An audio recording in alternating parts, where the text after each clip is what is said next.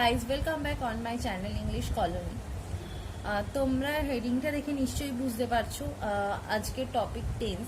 Basically আমি previous যে ভিডিওগুলো ছিল সেগুলো করেছিলাম কিছুটা প্রোনাউন্সিয়েশনের উপর ডিপেন্ড করে, কিছুটা সেন্টেন্স অ্যান্ড পার্টস অফ স্পিচের উপর ডিপেন্ড করে। পার্টস অফ স্পিচের ক্লাসটাও আমি রেগুলারলি মানে ভিডিও যেগুলো দেবো। বাট আমার মনে হলো যারা অ্যাডভান্স লার্নার আছে, যারা ছোট নয়, তাদের জন্য একটু কিছু টপিক রাখাটা দরকার। তো সেই বেসিসে আমি টেস্টটা আজকে স্টার্ট করছি। যাদের মনে হবে না পার্টস অফ স্পিচের জন্য দরকার, তো আমি টেন্সের 3টে ক্লাস শেষ করে আমি আবার পার্টস অফ স্পিচের ভিডিও দেবো, বা যদি আমি পারি তো টেন্সের মাঝখানেই পার্টস অফ স্পিচে আরও একটা নতুন ভিডিও আনবো। তো যাই হোক, আজকের ভিডিওটা শুরু করছি। তো ডিটেলস অফ টেন্স মানে টেন্সের যে ভাগগুলো এবং টেন্স কীভাবে আমরা আইডেন্টিফাই করব বা সমস্ত রকম ডিটেলস আমি 3টে ভিডিওতে আলোচনা করব। বিকজ একই দিনে একটা ভিডিওর মধ্যে টেন্স নিয়ে সমস্ত আলোচনা করাটা অনেকটা চাপের, ভিডিওটাও অনেকটা বড় হয়ে যাবে এবং তোমাদের বুঝতেও খুব একটা সুবিধে হবে না। তো আমি 3টে টেন্স আছে, তো 3টে ভাগে রাখবো। মেইনলি টেন্স 3টে ভাগে বিভক্ত।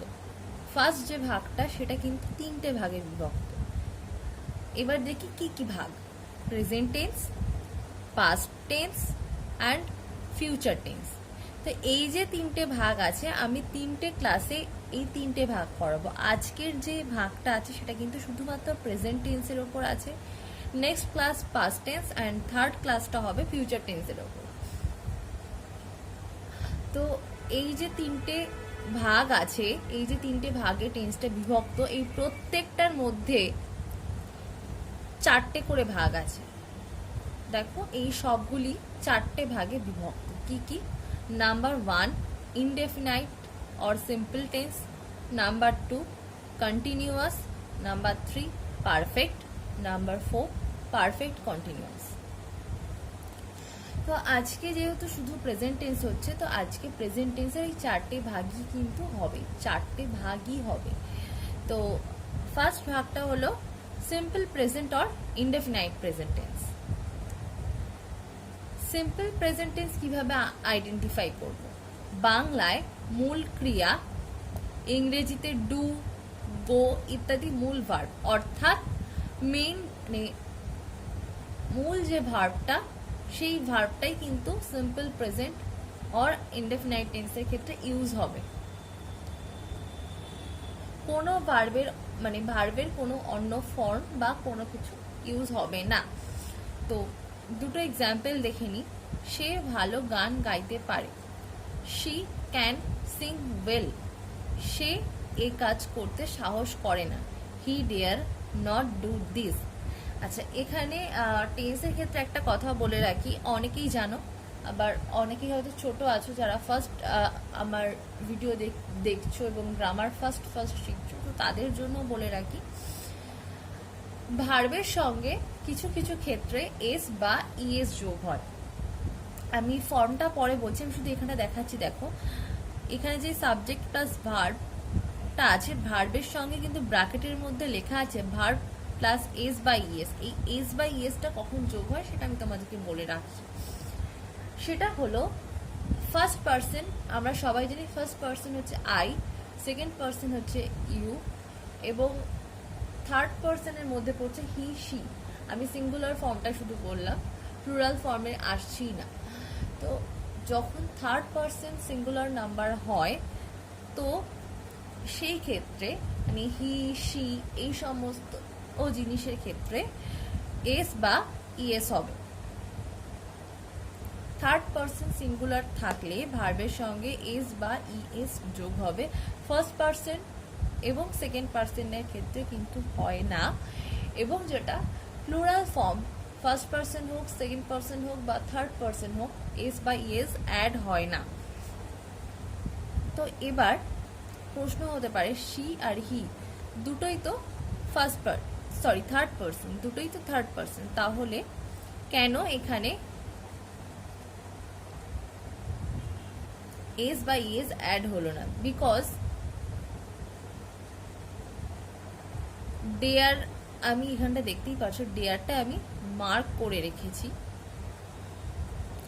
ডেয়ার এমনই একটা ভার্ব যেখানে ডেয়ার্স বলে কোনো কথা হয় না, ডেয়ার্স বলে কোনো কথা হয় না, ডেয়ারই হয়। শুধুমাত্র ডেয়ার শব্দটা, ডেয়ার ভার্বটাই বসে, তার সঙ্গে এস বা ইএস যোগ হয় না, তো সেই জন্য এখানে এস বা ইএস অ্যাড হয়নি। এবার আসি, আইডেন্টিফাই তো করবো যে ভার্বটা কেমন থাকবে, কিন্তু টেন্সটাকে কিভাবে আইডেন্টিফাই করবো? ভার্ব আইডেন্টিফাই তো করতে পারলাম যে ভার্বের মূল ফর্মটা বসবে, মূল যে ফর্মটা সেটা বসবে, কোনো ভার্বের থার্ড ফর্ম বা ভার্ব প্লাস আইএনজি এরকম কোনো কিছু হবে না, অনলি মূল ভার্বটা বসবে। এবার টেন্সটাকে কিভাবে আইডেন্টিফাই করব, তো সেটা আমি এখানে লিখেছি। দেখো, কোনো কাজ বর্তমানে হয় বোঝালে বা অভ্যাসগত সত্য হলে বা ঐতিহাসিক সত্য হলে বা নিত্য সত্য হলে এইগুলির ক্ষেত্রে প্রেজেন্ট ইনডেফিনাইট টেন্স ব্যবহৃত হয়। অর্থাৎ কোনো একটা কাজ বর্তমানে হয়, যেটা প্রত্যেক দিন হয়তো হয়, এরকম কোনো কিছু হলে, বা অভ্যাসগত সত্য, তোমার কোনো হ্যাবিট আছে বা যেটা রোজকার জীবনে আমাদের হয় সেরকম সত্য বোঝালে, ঐতিহাসিক সত্য যেমন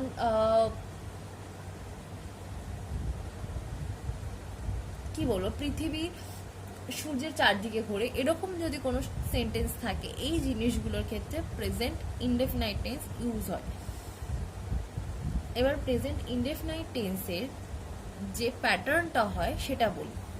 সাবজেক্ট প্লাস ভার্ব, ভার্বের সঙ্গে যদি সাবজেক্টটা থার্ড পারসন সিঙ্গুলার নাম্বার হয়, তাহলে ভার্বের সঙ্গে কিন্তু এস বা ইএস অ্যাড হবে, তারপর অটোমেটিকলি অবজেক্ট বসবে।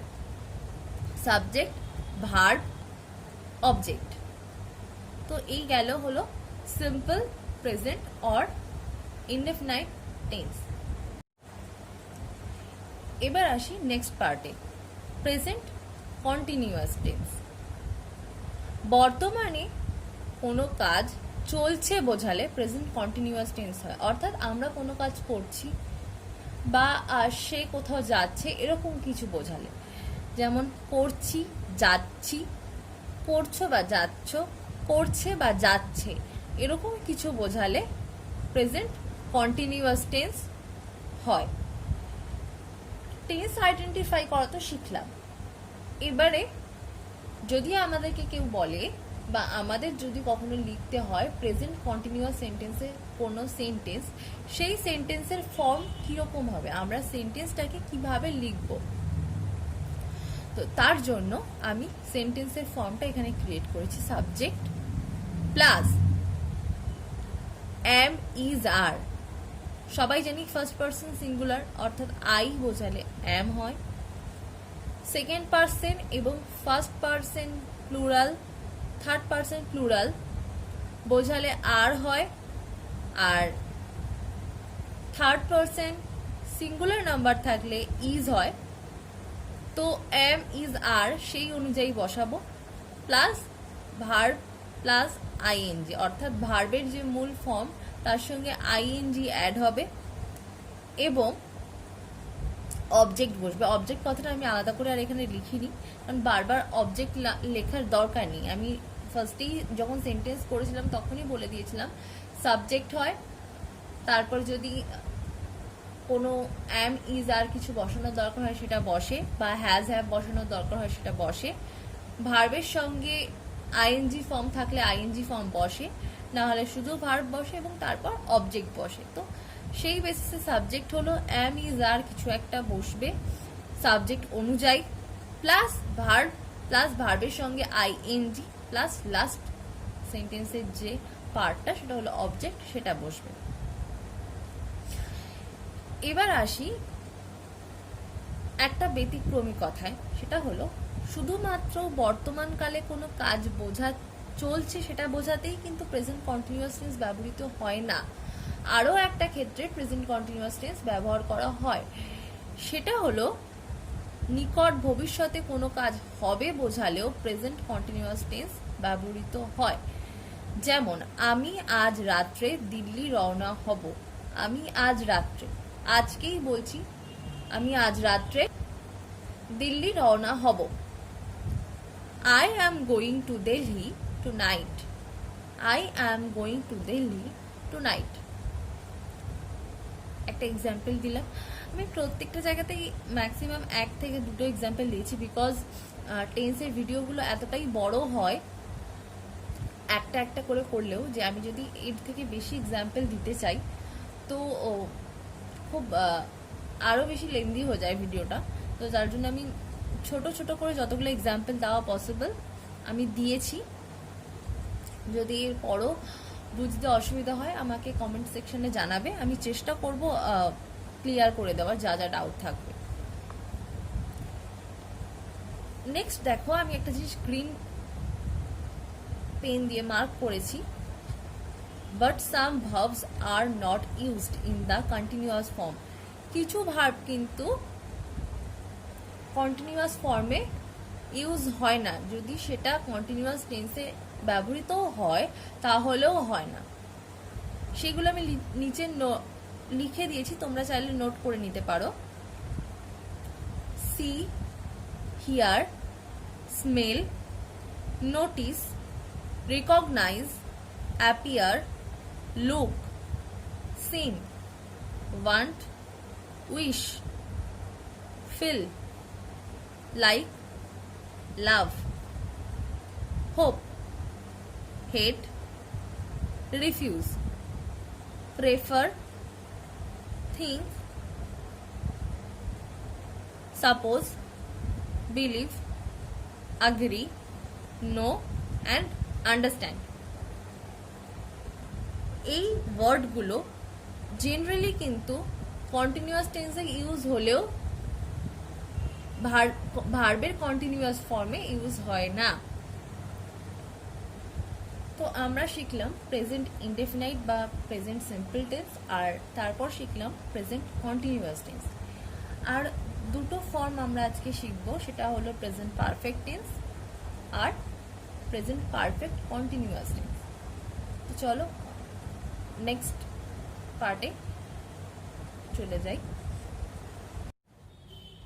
Next part, present perfect tense. কোনো কাজ এইমাত্র শেষ হয়েছে অথচ তার ফল বর্তমান আছে বোঝালে প্রেজেন্ট পারফেক্ট টেন্স হয়। টেন্সের ফর্মটা কি হবে? সাবজেক্ট প্লাস হ্যাজ অথবা হ্যাভ, যেটা সাবজেক্ট ওয়াইজ বসবে, plus past participle form of verb plus as usual object. Example, আমি বাড়ির কাজ করেছি। ট্রান্সলেশন করলে কি হবে? আই হ্যাভ ডান, আই আছে সাবজেক্ট, তো সাবজেক্ট ওয়াইজ আই এর পরে হ্যাভ বসে, হ্যাভ বসলো। মূল ভার্ব হচ্ছে ডু, কাজ করা, ডু ডিড ডান, ডান বসলো।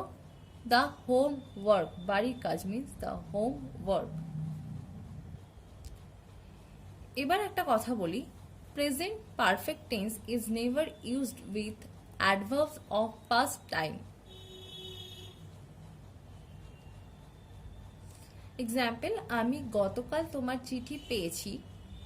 এটার ট্রান্সলেশন করলে হবে I received your letter yesterday, not I have received your letter yesterday. এরকম কিন্তু হবে না, I received your letter yesterday হবে, হ্যাভ রিসিভড হবে না। আমি এখানে দেখতেই পারছো কারেকশনটা কিভাবে দেখিয়েছি, এটা কিন্তু হবে না। এটা মাথায় রাখবে প্রেজেন্ট পারফেক্ট টেন্সের ক্ষেত্রে কখনোই কিন্তু present perfect tense adverb of past টাইমের ক্ষেত্রে ইউজ হবে না। আজকের last topic, present perfect continuous tense.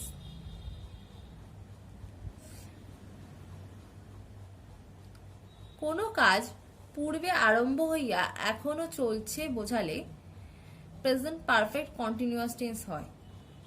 এখানে দুটো জিনিস মাথায় রাখতে হবে, একটা হলো পিরিয়ড অফ টাইম আর একটা হলো পয়েন্ট অফ টাইম। এই দুটোর যে কোনো একটার উল্লেখ থাকবেই প্রেজেন্ট পারফেক্ট কন্টিনিউয়াস টেন্সের ক্ষেত্রে। পিরিয়ড অফ টাইম মিন্স অনেকটা সময় ধরে সময়ের উল্লেখ আছে, তার মধ্যে যে কোনো একটা সময় ধরে কাজটা হয়েছে বা হয়ে চলেছে, কিন্তু পয়েন্ট অফ টাইম মানে এক্স্যাক্ট একটা টাইমিং বলছে সেই সময় থেকেই কাজটা শুরু হয়েছে।